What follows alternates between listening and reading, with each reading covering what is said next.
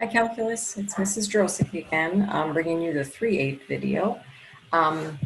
This one should be, I think, faster than the other one, but I always say that, so I'm gonna save that comment for when I definitely know it's going to be shorter. Sorry about that. All right, let's get right to it. Implicit differentiation, if you need to print out the notes, go ahead and do that. We have a little bit to explain up at the top here. What does implicit differentiation even mean? So it's a nice little summary up at the top, kind of explaining when we use this type of differentiation, when we take the derivative in this manner. Okay, here we go. We've dealt only with functions written explicitly. So there it is. An explicit equation is y equals form. That is, the variable y is explicitly written as a function of x. It is solved for y, in other words. Some functions are defined implicitly, x times y equals 2, which can also be solved explicitly for y, and then differentiated. So like I could still make this y equals very easily, okay? So you would do that when it's easy to solve explicitly for y. But what you're going to find is in this section, we are going to start seeing equations that are much more complex. And I'm going to stop saying the word function because some of these are not functions, but however with, let's look at this, x squared minus 2y cubed plus 4y equals 2, expressing y as a function of x explicitly. Solving for y, in other words, is very difficult. So we use implicit differentiation to determine the derivative. All right, implicit differentiation. To understand how to find dy dx implicitly, you must realize that the differentiation is taking place with respect to x. This means that when you differentiate terms involving x alone, you can differentiate as usual. Important piece right there. However, when you differentiate terms involving y, you must apply chain rule because you are assuming that y is defined implicitly as a differentiable function of x. All right, so that's a lot of stuff, right? All right, and what I'm going to say is, I'm going to give you one helpful hint. Any expression with a y term will have dy dx or y prime multiplied by that term. Okay, hang on to that thought. All right, so if we take the first example, I'm just going to do a bunch of examples. D dx, so that's derivative, right, of x to the fourth. You use power rule because the variables agree. So when we say variables agree, x here, so if it even said dy dx, a function of, y is a function of x, this would still require power rule only, no chain rule needed because there is no y term in there. So answer is 4x cubed. Nice and easy. Okay. Here we go. D dx of y to the fourth. Variable disagreement. Okay. X is here, taken with respect to x, but there's only a y in the problem. So bottom line is you still take the derivative. Okay. So that would mean power with chain because 4y cubed, we have an inside function of y, which means we have to multiply by y prime, or we're going to say dy dx. So for the purposes of this, you need to get another thing straight in your mind besides you're always going to have a y prime on any of your y terms, is this. Y prime, we've said this before, and dy dx are equal to each other. They're equivalent expressions, and they can both be used in these problems. And I will tell you right off the bat that I use both of them interchangeably. Just depends on, I guess, my mood. what I'm doing.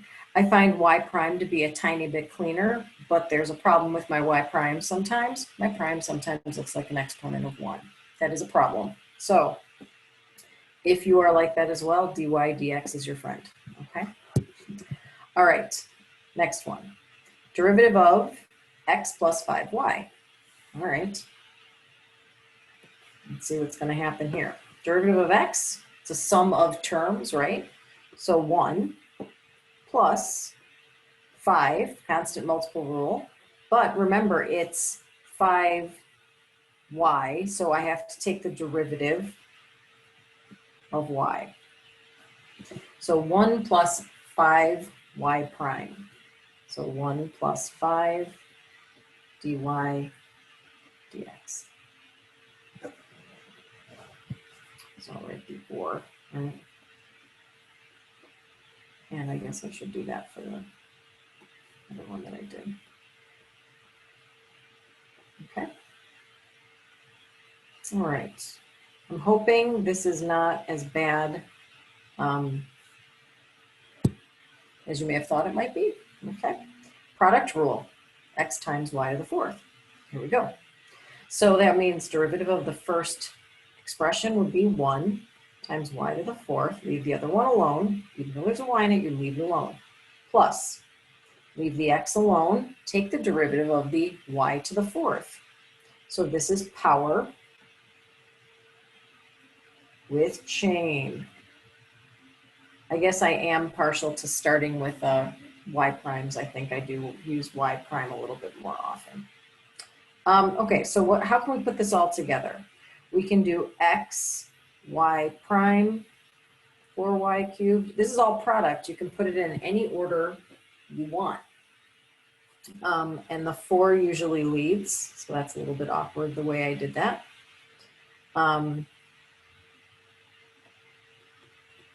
All those are okay. Okay, doesn't matter. And of course, you could have the 4xy cubed dy dx. Okay. All right.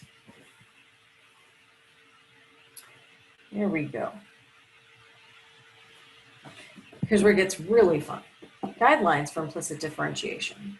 All right, so now you might have, if you look just down a little bit, just as an example, see how you have things on both sides of the equation? So we have an actual equation, not just an expression, things on both sides.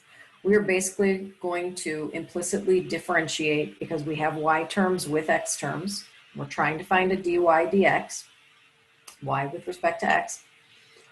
So we need to differentiate on both sides. So we are not going to move things around. We are going to take the derivative of both sides.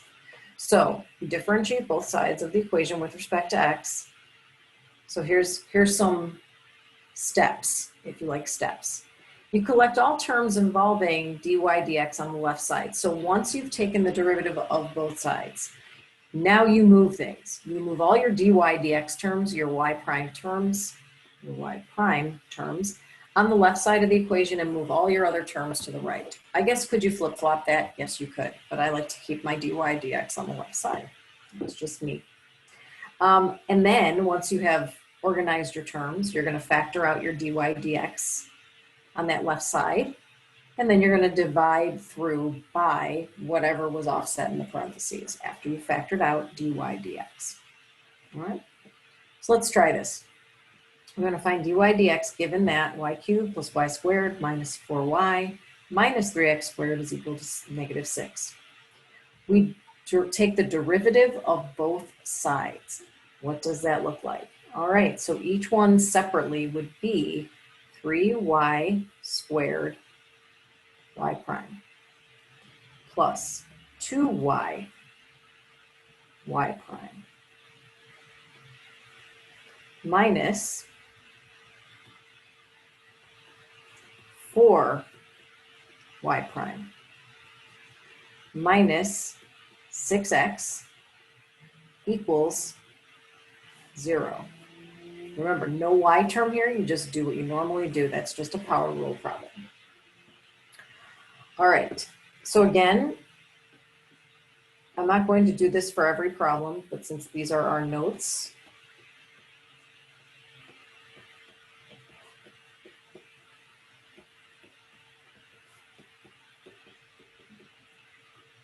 okay. Now, step 2 says collect all your terms involving dy dx on the left side. Well, we're pretty lucky because all the dy dx terms are on the left side already. I just need to move the 6x to the other side. So I'm going to do this in one step. I'm actually going to factor out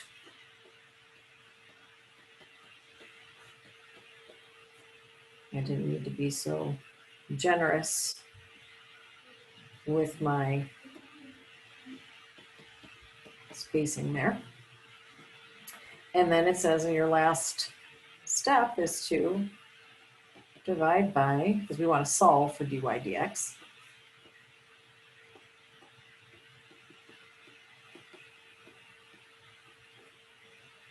All right. So the answer, I'll just write it over here a little bit cleaner, is dy dx is 6x divided by 3y squared plus 2y minus 4. Okay. Okay. So pause. See if you can give B and C a try. I am going to go over those two, but those are our last two. So this video is a little bit, thank goodness, a little bit shorter, right? Okay, here we go. All right, so we are going to take the derivative of 4x, which is 4, minus 3y squared. I'm going to go dy. I'm going to force myself. I'm going to do dy dx this time. Plus 12 dy dx equals derivative of 0 is 0. Okay. So again, factoring out the dy dx, I'm going to lead with my positive term. I'm doing a lot of stuff at one time here, everybody. Stay with me. And I'm going to put the negative 4 on the other side. This moved to this side, subtracted 4 from both sides. And then for this, I just like to have the positive term leading, so I just put the 12 minus 3y squared. Divide by 12 minus 3y squared.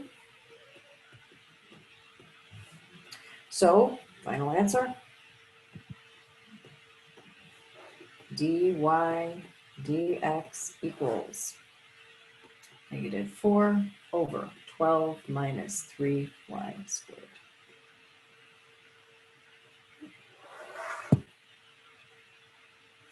All right, last problem. Again, pause, try it yourself, see what happens. We're finding dy dx first by implicit differentiation, and then we're evaluating the derivative at the indicated point. Okay, so they give us x and y. If they didn't give us x and y, we'd have to be able to plug the x in and solve for y somehow. But generally with problems like this, and a lot of times problems like this will then even take it one step further and tell you to write the equation of the tangent line, right? So let's do the directions that are written, and maybe we'll get fancy and do the tangent line equation at the end. Okay. All right, here we go. Derivative, 3x squared, right? No y's in that term, so just leave it. Plus 3y squared dy dx equals, product rule.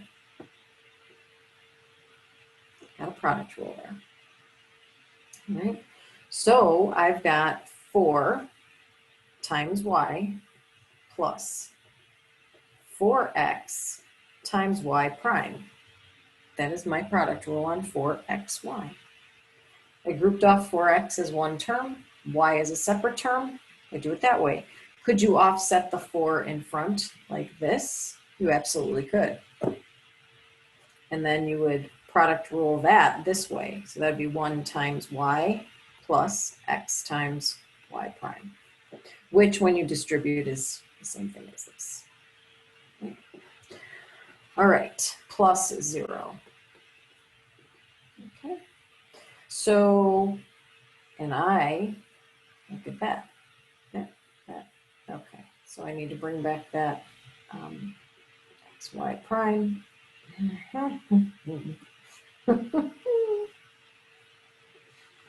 Laughing at myself. There we go. So I apologize. I meant to put a dy dx and not use y prime.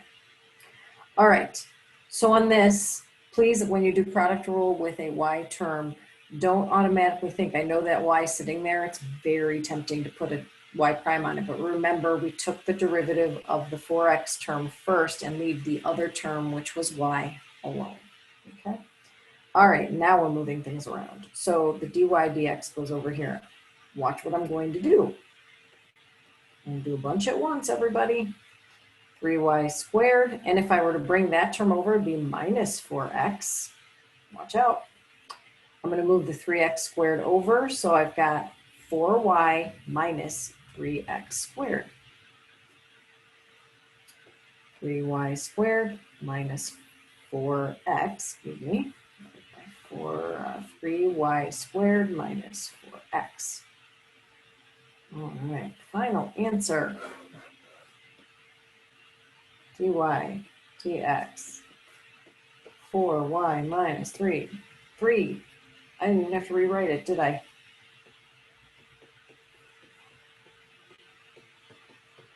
And we are done. That's our dy dx. Now what we're going to do is evaluate the derivative at the indicated point. So that's my dy dx. Now when I plug in, so at 1, 2, 1, excuse me. So I'm evaluating at 2, 1. I'm going to plug in 4 times 1 minus 3 times 2 squared divided by 3 times 1 squared minus 4 times 2. All right, 4 minus 4 times 3 is 12.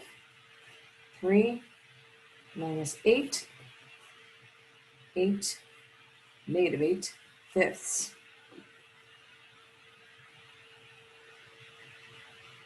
Negative 8, negative 5, negative 8 divided by negative 5. Sorry about that. So that's 8 fifths. All right. Should have probably cut it off before this problem. All right, here we go. Now I'm going to add tangent line. So if we wrote this whole thing as a tangent line, I know it's not part of the directions, but it's good practice. So that would mean there's our point, y minus 1 equals, we got our x minus 2, plug in our slope. That'd be the tangent line. Okay. Implicit differentiation. This will come into play when we get to section 3.11, 311, when we do something called related rates. The whole process is dependent on using implicit differentiation on those problems. Okay. All right. Have a great night, everybody, and we will all see you in class.